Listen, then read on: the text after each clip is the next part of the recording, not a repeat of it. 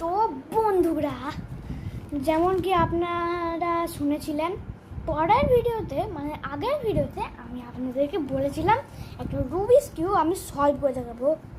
তো গাইস, ওই রুবিক্স কিউবটা এসে গেছে আর আমি ওটাকে সলভও করে দিয়েছি। আপনারা দেখতে চান? দেখাই। This is my Rubik's cube. দেখুন, দিস অ্যান্ড দিস। তো আপনাদের কেমন লাগলো?